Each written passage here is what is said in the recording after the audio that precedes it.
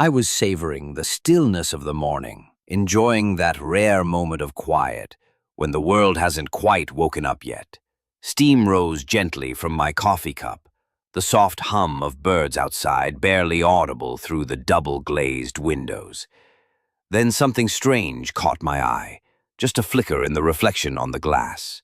4 figures, standing on my sidewalk, arms crossed, matching polo shirts, sunglasses, looking like they were about to start a boy band called Neighborhood Control.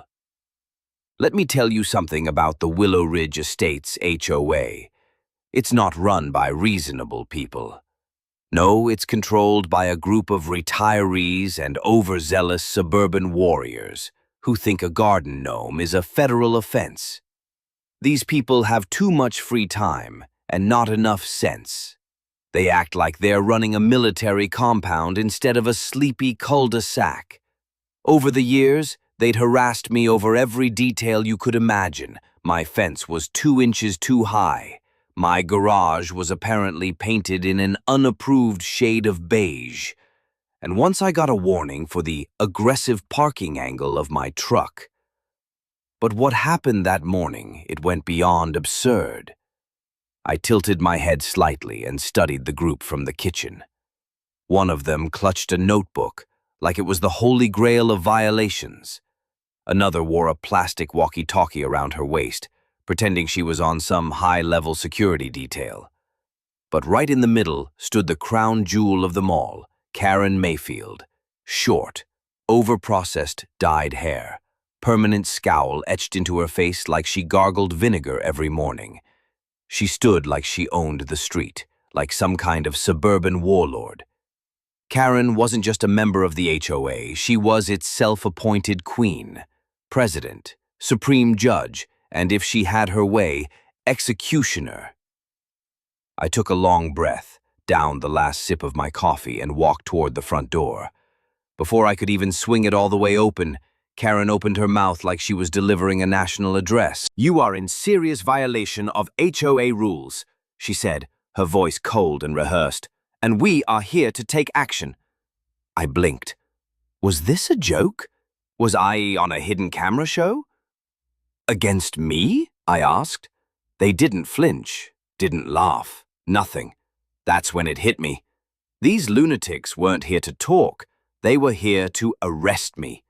Karen stepped forward, holding out a laminated HOA ID card like it was a federal badge. "You are under investigation for multiple infractions," she said, "including unauthorized painting of your garage, possession of an unregistered vehicle on your property, and," she paused for dramatic flair, "inappropriate behavior toward members of the community." My eyebrows shot up. Inappropriate behavior? What the hell was she talking about? Then I realized that was HOA code for "you don't show up to our little meetings and let us control you." I bit the inside of my cheek to stop myself from laughing, but I couldn't hold back. "Let me get this straight," I said, folding my arms. "My garage, which has been the same color since I moved in, is suddenly a problem? My legally registered truck, parked in my own driveway, is now a crime scene? And because I don't waste my evenings listening to your HOA rants, you're accusing me of what? Treason?" Karen's face tightened. Her lips thinned out until they looked like a paper cut. "You have ignored multiple warnings," she snapped. "The HOA is now exercising its right to civil custody. We are placing you in detention until these matters are resolved." I blinked. Once, twice, 3 times. "I'm sorry," I said slowly. "You're going to do what now?" She puffed up her chest like she was ready to take me down herself. At that point, I stepped outside, not because I was intimidated, but because I wanted the neighbors to hear what was about to happen. Karen loved her power plays, so I gave her an audience. "If you or any of your neighborhood deputies try to touch me," I said loudly, "I'll have 3 security cameras worth of evidence, a restraining order, and my attorney on speed dial." One of them flinched, the one with the toy radio. Karen didn't. She just stared, her face twitching slightly, like someone had dared to unplug her authority. After a few seconds of tense silence, they turned around and marched off. No apology, no retreat, just indignation. But I knew that look on Karen's face. She wasn't giving up. She was planning. So I started planning too. That same night, I sat down with a glass of bourbon, pulled out every single document related to my house, and started digging. Deeds, local codes, HOA bylaws. I spent the next few days uncovering every inch of Willow Ridge's legal fabric. And what I found: gold.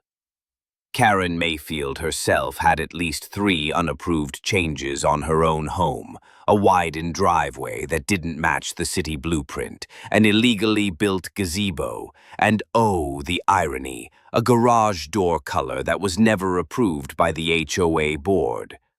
I gathered everything, printed copies, snapped photos, and sent it all, anonymously, to the city.